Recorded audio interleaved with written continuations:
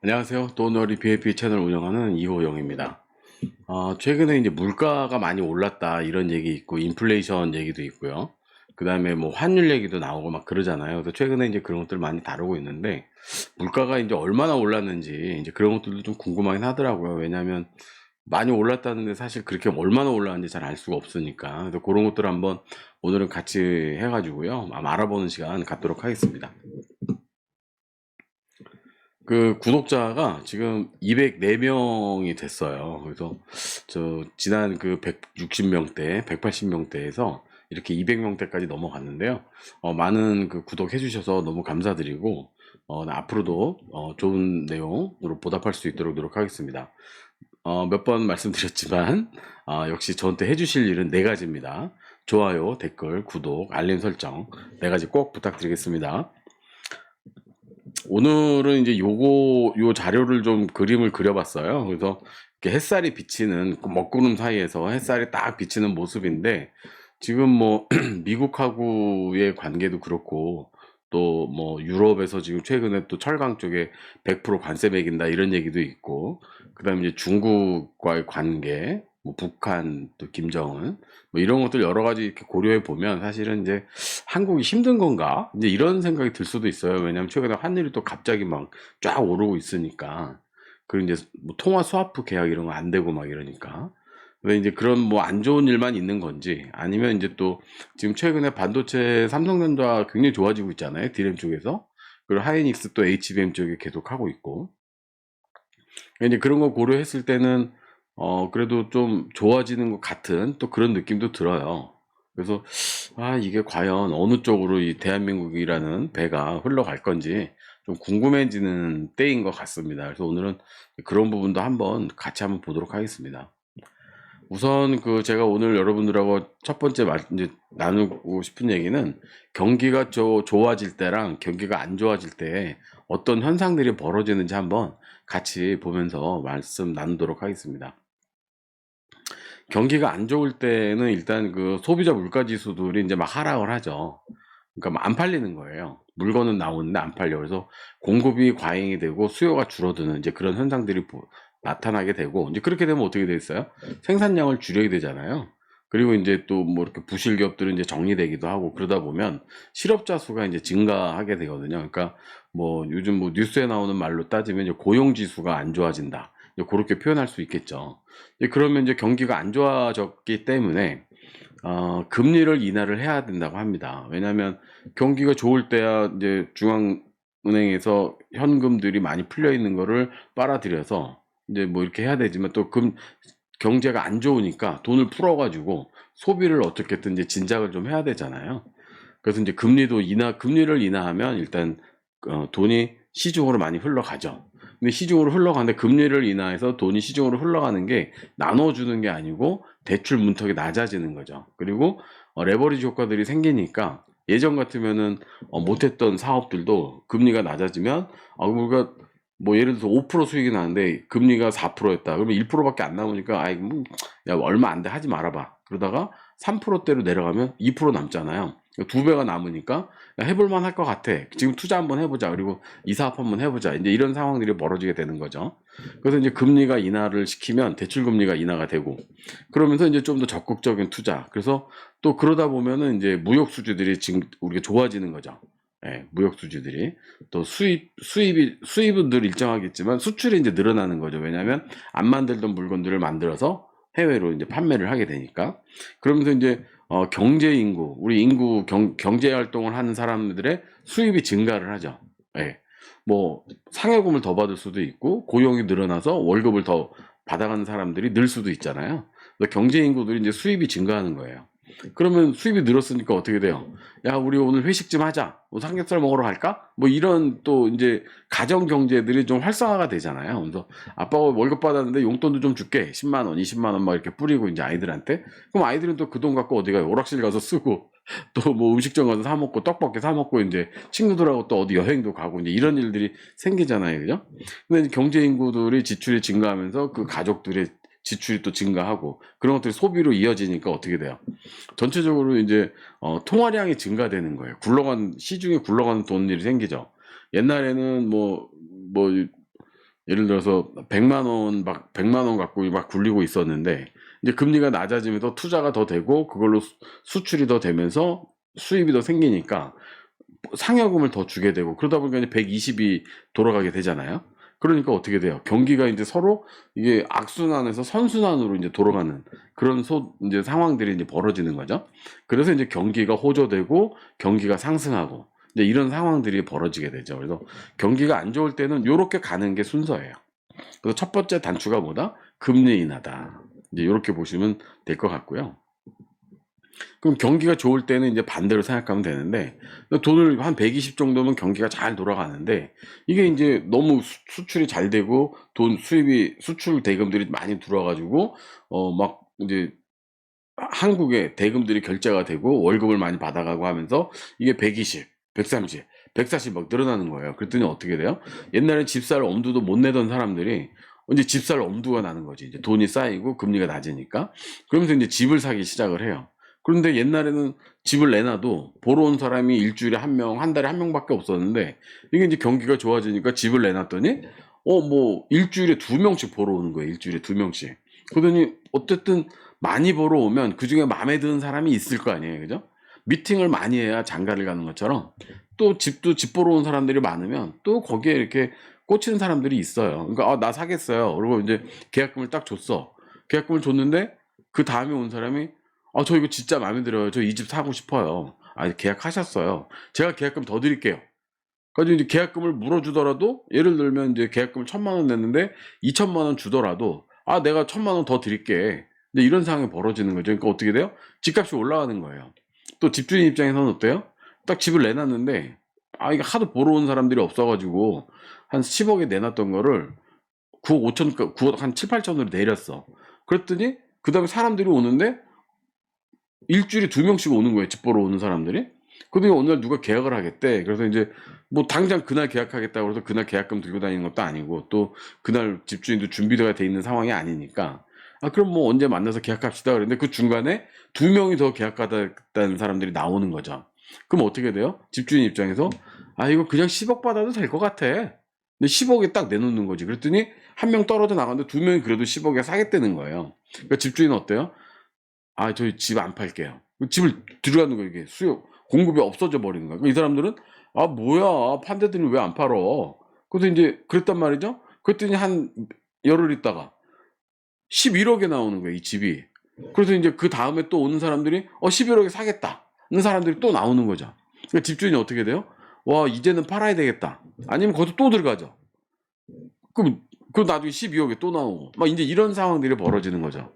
또 통화량이 증가되면서 막 이런 물건값들이 올라가는 거예요. 그리고 자산 가치들이 뻥튀기가 되는 거죠. 그러니까 그게 이제 인플레이션이라는 거죠. 왜냐하면 원래 가격보다 적정 가격까지 오르는 거는 뭐 어떤 경제 논리에 의해서 오르는 건 인정이 되는데 수요 때문에 갑자기 가격이 더 상승을 프리미엄이 붙어버리는 거예요. 그래서 프리미엄이 이제 그런 의미잖아요. 그러면 인플레이션이 오는 거예요. 그럼 어떻게 돼요? 금리를 인상을 시켜버려요. 왜? 매입을 못하게 하는 거지. 그러면 10억에 내놨는데도 작자가 있어가지고 11억에 딱 내놨는데 정부가 갑자기 금리를 3% 하던 걸 4% 딱 올린 거야. 그랬더니 이 사람들이 야야야 4% 되면 이자가 한 달에 뭐 50만 원이 더 들어가는데 그건 좀 부담스러워. 우리 그건 안 되겠다. 좀 낮은 집 사자. 이제 왜냐면 이 집이 11억으로 올려놔가지고 10억이 깎아줄 일은 없을 테니까 이 사람들이 이제 눈을 낮춰서 가는 거죠. 또 11억이 내놓은 사람이 어떻게 돼요? 금리가 딱 높아지니까 갑자기 보러 오던 사람들이 일주일에 두 명 있던 게 한 달에 두 명으로 줄어버리는 거야. 그럼 어떻게 해요? 10억에 다시 내놓는 거지. 그래서 10억에 이제 거래를 할 수 있는 사람을 찾아가지고 거래를 하거나 그것도 안 되면 다시 9억 7천으로 내려가는 거죠.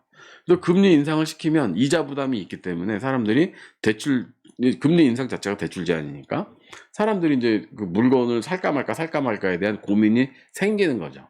그전에는 야 사! 이러고 덤볐다가 지금은 매달 나가는 비용이 뭐 한 50만 원, 100만 원 늘어나면 안 되겠다. 이거 못 사겠다. 이런 상황이 보는 거예요. 그러면서 소극적인 투자들이 이루어지는 거예요. 옛날 같으면 막 경기가 이제 올라올 때는 어때요? 공장 하나 가지고 막 이제 물건 만들어 가지고 수출하고 있었는데 지금 이제 뭐 오히려 주문이 밀리는 거지. 예, 수요가 막 밀리는 거예요, 수요가. 그러니까 이 사람이 공장을 하나 더 져야 되겠다. 이 마음을 먹고 있었는데 갑자기 인플레이션이라고 그러면서 금리를 딱 올려버리니까 자기가 곰곰이 생각해 봤더니 하나를 해서 1억 원어치를 팔면 자기가 2천만 원이 남았는데 이거를 공장을 하나 더 져서 2억 원어치 팔아도 2천만 원이 남는 상황이 되는 거예요. 그러면 여러분 2억 원어치 파시겠어요? 그냥 1억 원어치만 파시겠어요? 안 팔죠. 그러면서 이제 소극적 투자로 가버리는 거예요. 그래서 안 늘리니까 어떻게 돼? 2억 원어치 팔아야 되는데 1억 원어치만 그냥 빠니까 무역 수지가 감소가 되는 거죠. 예, 더 늘질 않고 감소가 되는 거예요. 그러면서 이제 경제 인구들이 어떻게 돼요? 예전에 막 100만 원 월급 받다가 상여금 막 10% 줬다, 20% 줬다, 30% 줬다 했는데 이게 이제 1억짜리 더 하나 만들려다가 못 만드는 상황으로 가버리면 이게 이제 비율적으로 내가 이제 박탈감이 생기는 거예요. 2억 벌 수 있었는데, 그럼 4천만 원 벌 수 있었는데, 지금 1억 하면서 그냥 2천밖에 못 번다. 이런 상대적 박탈감이 오는 거죠.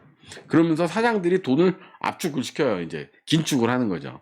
그러면서 상여금 100만 원에 30만 원 줄 거 20만 원만 주고 10만 원만 주는 거예요. 그러면서 경제 인구는 어떻게 해요? 상대적 수익 감소가 오고 좀 지나면 실질적 수익 감소가 오는 거죠. 상여금 없어지고 이제 100만 원만 받기 시작하는 그런 시절이 온다는 건 뭐예요? 국민 소득이 감소하는 거죠. 그러면 어떻게 돼요? 막 쓰던 버릇이 있잖아요. 막 일주일에 한 번씩 외식하고 막 집도 뭐 11억짜리 살 수 있었고 막 이런 마음들이 있다가 이게 다시 쪼그라들니까 어떻게 돼요? 사람들이 야 이제 돈 쓰면 안 돼. 저축해야 돼. 그러면서 통화량이 줄죠.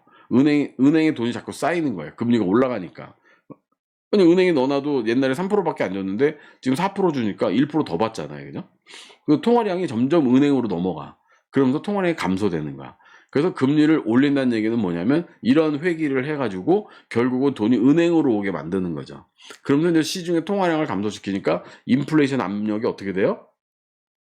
1억 2천 갈 뻔했는데 그냥 다시 1억으로 내려오는 거죠. 그래서 시중 가격을 다시 찾아가는 거예요. 그래서 경기가 안정이 되고 물가 지수가 하향으로 내려가는 거죠. 이게 이제 경기가 불황일 때하고 경기가 화랑일 때하고 좀 다른 거예요. 이해되셨죠? 그래서 경기가 막 이렇게 올라가면 금리를 확 올려버리고 경기가 막 내려가고 있으면 금리를 더 내려가지고 돈을 풀어주고 대출로다가 이렇게 해서 이제 사람들이 시중에서 돈 쓰는 거를 조절할 수 있게 만들어주는 그런 겁니다.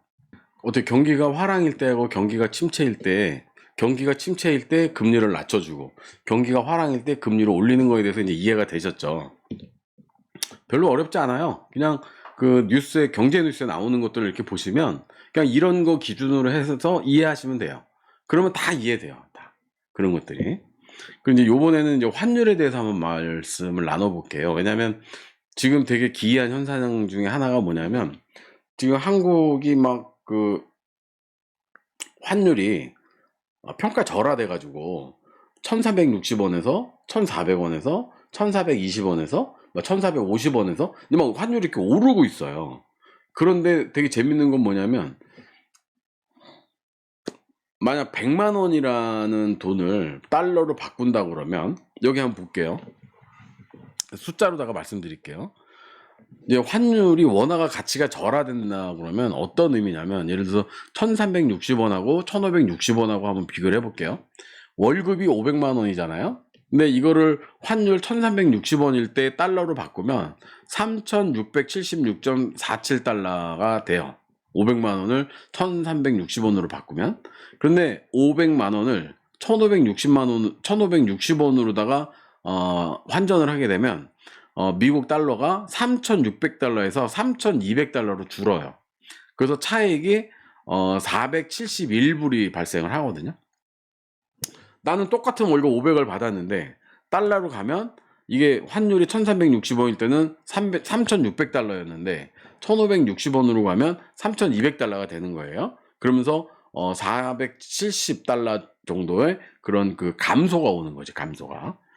그리고 집도 마찬가지예요. 10억짜리 집이 있었는데 환율 1,360원일 때는 이게 73만 5천 달러예요. 73만 5천 달러. 그런데 1,560원일 때는 64만 1,000달러예요. 그러면 미국 사람이 한국에 집을 뭐 빌딩을 사려고 그래. 그러면 1,360원에 사는 게 유리해요? 1,560원에 사는 게 유리해요? 달러가 내가 들어가는 돈이 더 적은 거는 어쨌든 환율이 1560원일 때 나는 더 우리 미국 달러 가치가 더 평가적으로 절상이 돼 있으니까 나는 64만 불만 가지고도 우리나라에 10억짜리 집을 살 수 있어요. 그래서 1360원하고 1560원일 때 집값 1억짜리라고 그러면 달러로다가 9만 4천 불 정도 차이가 나요. 9만 4천 불. 많이 나는 거죠. 이 정도 차이면. 요게 이제 원화가 가치 절하될 때 발생되는 일이에요. 좀 구체적인 비교는 또 밑에 가서 말씀 또 드릴게요. 그리고 이제 물가가 있어요. 물가가 최근에 물가가 이제 막 오르는데 우리 실질적으로 뉴스에 나오는 거 보면 물가 오르는 거에 대한 얘기 별로 안 나오잖아요.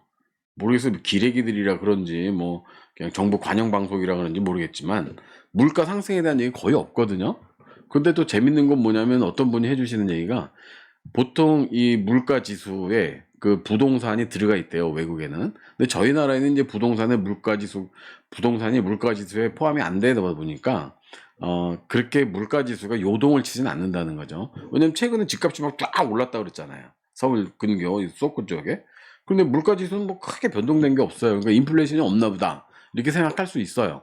물론 이제 수도권을 제외한 나머지 지역에서는 집값이 안 올랐고 오히려 떨어졌으니까 오히려 어 디플레이션이죠. 인플레이션이 아니고 이제 그런 상황으로 볼 수도 있는 거예요. 그런데 이제 실질 물가 지수를 한번 보자 이거죠. 실질 물가 지수를. 제가 라면을 한번 봤어요. 그래서 9월 19일 날 그 통계청에서 발표한 물가 지수가 있는데 라면이 평균 153% 정도가 늘었어요. 153%. 그리고 자료에 보시면 제일 안 오른 거는 이제 열라면. 열라면 잘 안 먹잖아요. 저도 1년에 한두 번 먹나 열라면. 사진 않아요. 집에 있으니까 먹지. 근데 그거는 이제 뭐 한 118% 정도 이렇게 인상이 됐더라고요. 그리고 그런데 진라면 있잖아요. 근데 뭐 신라면도 있고 진라면도 있고 여러 가지가 있는데 개인적으로 저도 진라면이 제 입맛에 제일 맞아요. 그리고 순한 맛보다는 이제 저도 매운 거 좋아하니까 매운맛이 저한테도 더 땡기거든요. 근데 진라면 매운맛하고 뭐 순한 맛 똑같은데 200% 올랐어요. 그럼 라면 1,000원짜리가 2,000원 됐다는 얘기잖아요. 물가 상승률이 100%죠. 100%. 네. 이렇게 많이 오른 거예요. 그런데 이제 평균적으로 라면 전체로 놓고 보면 153% 정도 올랐다. 이렇게 볼 수 있는 거고. 또 공유하고 즉석밥인데 이 공유하고 즉석밥은 지금 방송에서도 오늘 아침에 얘기하던데 공유는 그다지 안 올랐어요. 근데 즉석밥은 엄청 올랐어요. 이렇게 보시면 공유 같은 경우는 9월 19일 날 발표한 그 물가지수에 보면 108% 정도 상승했다 이렇게 나와 있고 즉석밥은 174% 정도 올랐다고 이렇게 얘기를 하는데 제가 아는 그 분이 하시는 얘기가 최근에 그 학교에서 영양사 하시는 분들이 하는 얘기가 즉석밥이 거의 엄청 올랐는데 맛은 훨씬 안 좋아졌대요. 그럼 뭐냐면 이게 뭐 여기 지금 그 즉석밥이 얼마 올랐다고 돼 있냐면 뭐 186%, 200% 이제 이렇게 나와 있거든요. 그러니까 한 180% 정도 185% 이상 오른 거죠. 거의 2배 가까이 오른 거예요, 사실은. 그랬는데 맛은 더 안 좋아진 거예요. 그러면요, 이거는요 300% 오른 거랑 비슷한 거예요. 왜냐면 요 정도 상급의 쌀을 쓰다가 중급의 쌀로 내려갔다는 거거든요. 그래서 요즘 보시면은요, 즉석밥 잘 안 사 먹습니다. 왜냐면 옛날보다 맛이 없어요. 옛날에는 막 진짜 그 레인지에 데피면 막 고소하고 맛있고 김 보락보락 나고 하얀 쌀밥에 막 이런 느낌이 있었잖아요. 지금 그게 없다는 거예요.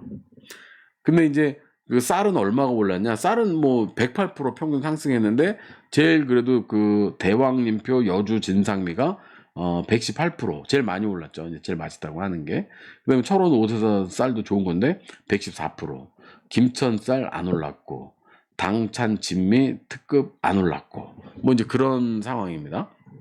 안 올랐을까요? 이게 이제 보니까 그 양곡하고 뭐 이거 수매하고 관련이 있는 것 같아요. 그래서 정부에서 쌀을 수매가 많이 되면 뭐 어떻게 뭐 거기에 맞춰서 풀고 뭐 이런 게 있는데 작년에 쌀을 많이 안 풀었답니다. 예, 그래서 이제 쌀이 생각보다 많이 오른 그 이유가 있다고 이제 아침 방송에 잠깐 나오더라고요. 수요 예측이 잘못된 거죠. 쉽게 말씀드리면. 예. 그리고 이제 백미 그 6월 20일 날 발표한 게 있어요.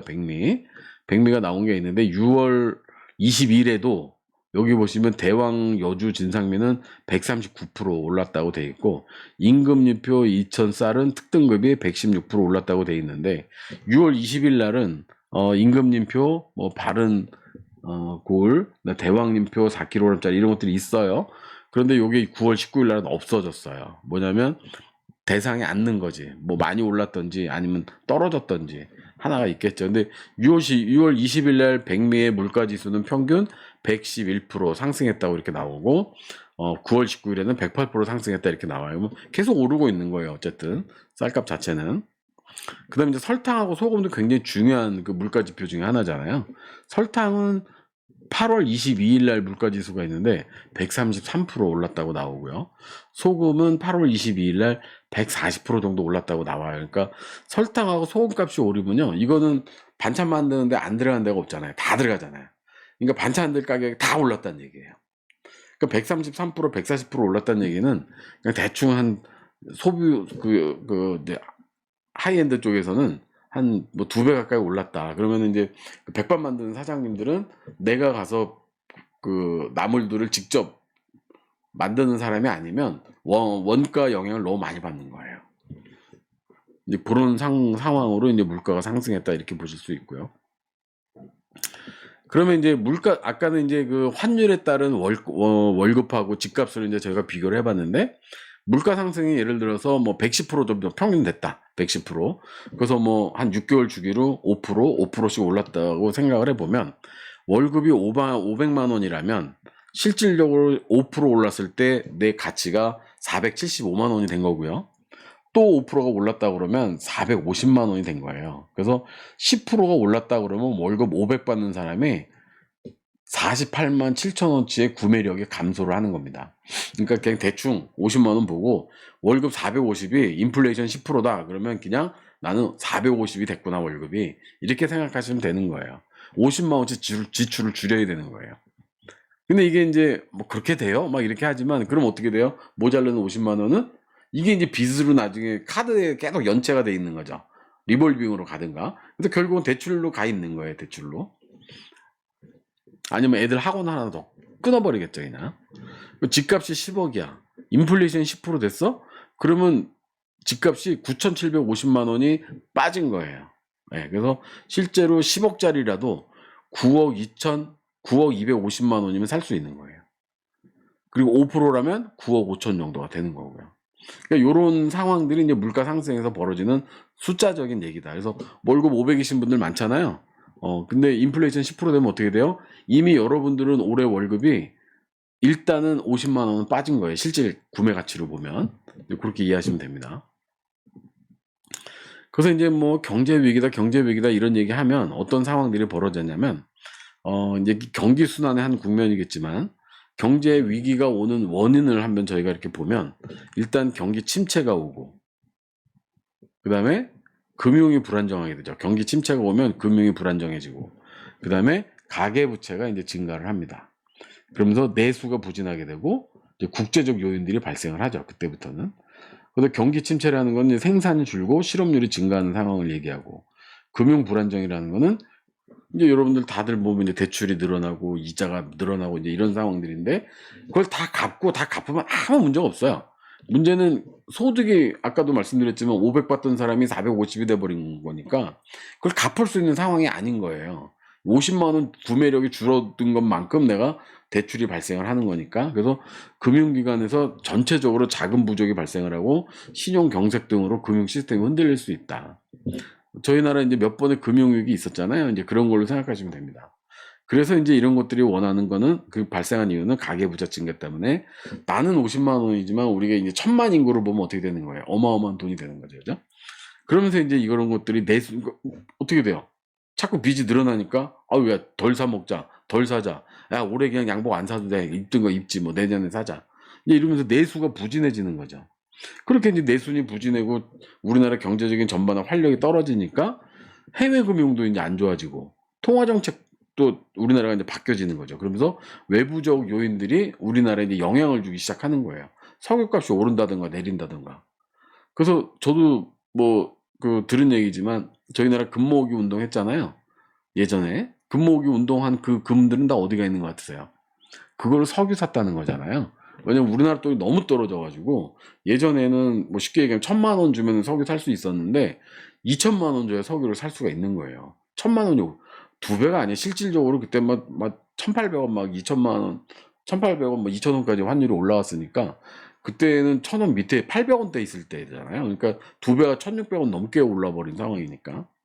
그러니까 이제 1,000만 원이면 살 수 있던 석유가 2천만 원, 3천만 원 줘야 이제 살 수 있는 거고 대금 결제에 대한 불안이 있기 때문에 산유 국가들에서 우리나라한테 석유도 안 주고 이제 이런 상황들이 벌어지는데 대대적인 금모으기 운동이 벌어질 때 어떻게 된 거예요? 깜짝 놀란 거죠. 야, 뭐 한국 사람들 뭐 대박이네 이렇게 된 거예요. 그래가지고 그냥 다들 막 야, 저렇게까지 하면 한국은 석유값 낼 수 있어. 그래가지고 경제가 안정된 거예요 그때. 네. 심리적인 영향이 있는 거죠. 그러니까 우리가 막 이렇게 경기가 막 침체되고 안 좋은 방향으로 하면 석유를 안 주려고 그러니까 수입할 수 있는 그런 원자재들이 안 주려고 하겠지만 국민들이 드러나가지고 막 그렇게 금값 대주고 막 이러면 야, 저기는 띠낄 리가 없다. 절대 응? 국가 부도를 할 나라는 아니야. 빌려줘도 돼. 나라 그 원유 공급해줘도 돼. 근데 이런 상황으로 멘탈 싸움이 이기는 거죠. 저희 나라가. 그래서 이제 선순환으로 좋아지는 거죠. 근데 위험 요인, 그럼 그럴 때 이제 위험 요인들이 있죠. 국가적인 사태가 있어요.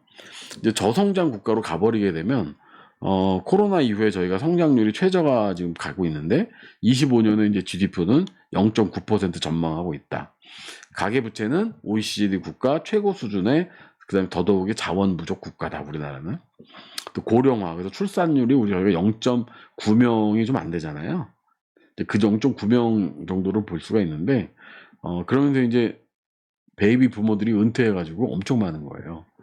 저희 때는, 저는 지금도 기억나는 게 국민학교 다닐 때 1, 2부제로 했었어요. 그래서 오전에 4교시하고 집에 가면 오후반이 또 와서 1시 반서부터 4시간을 하고 집에 가고. 근데 한 반에 80명 있고, 이제 그러던 시절이 있었어요. 그래서 그때 강남 개발한 거예요. 왜냐면 그때는 강남이라는 도시는 없었을 때니까, 그때가 1970년대, 80년대 요럴 때니까 70년대 그때 뭐 막 이제 막 그 아이들이 많아지고 막 그러면서 뭐 둘 만나 잘 키우자 막 이런 표어가 있었잖아요. 저희 나라에서 가장 실패한 정책 중에 하나를 꼽는 것 중에 하나가 뭐냐면 인구 정책이에요. 산하 제한. 그때 막 늘려가지고 아이들을 3명, 4명 낳게 만들었어야 되는 거지. 그랬어야 지금 인구 절벽을 우리가 좀 대비할 수 있는데 그때 둘 만나 잘 키우자 아들 딸 구별하지 말고 막 이런 표어들이 지금도 기억이 나거든요. 제가. 그렇죠. 되게 잘못됐다는 거죠. 그러니까 지금 이제 출산율이 일본보다도 낮은 거예요. 일본은 그래도 한 1명 언저리에 있는데 저희는 이제 0.9명 언저리에 있는 거예요. 그런데 지금 목욕탕 가보시면 어떤 현상들이 있는지 아세요? 남자분들은 아실 거예요. 여자분들도 뭐 비슷하겠지만 지금요 목욕탕 가면요 애들이 없어요. 저보다 연장자가 더 많아요. 제가 가보면. 그리고 저 밑에도 연장자하고 연하자하고 이렇게 비슷한데 연장자가 더 많은 느낌이에요.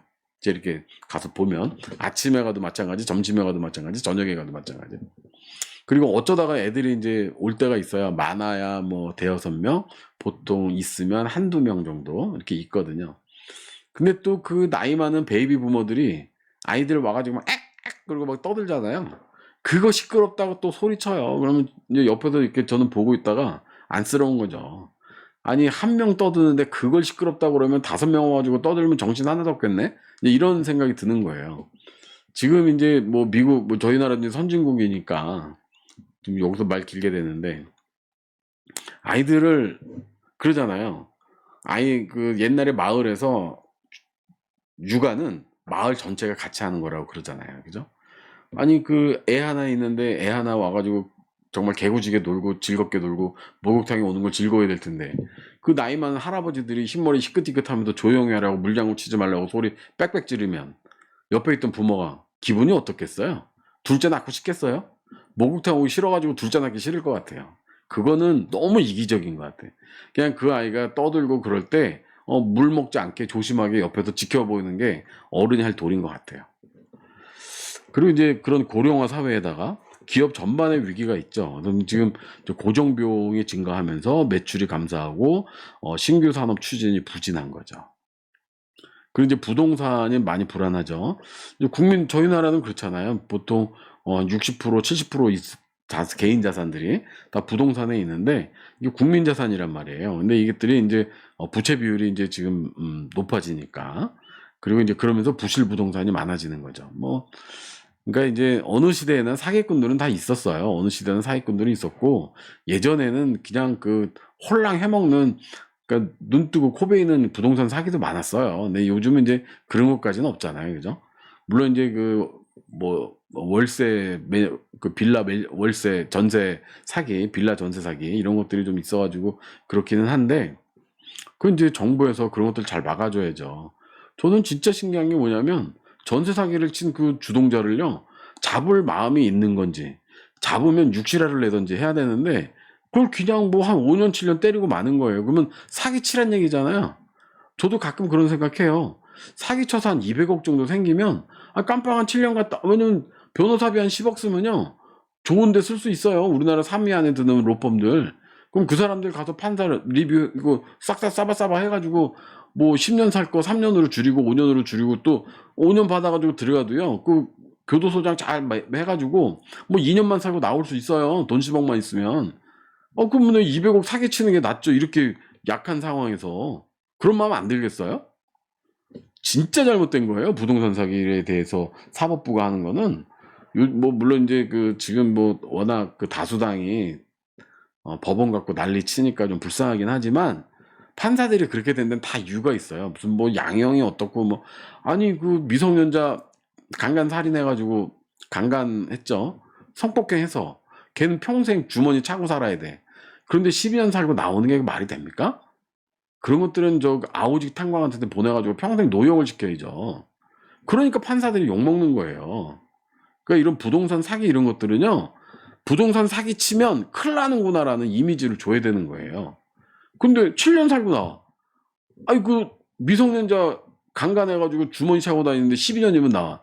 이 잘못된 거죠. 이런 거는 판사들이 이미 10년, 10년 전부터, 20년 전부터 지금 양형 잘못됐다고 얘기 많이 들었잖아요. 다 애 하나 있는 집들인데 애 하나 나가지고 키우는데 강간당해가지고 주머니 차고 다녀.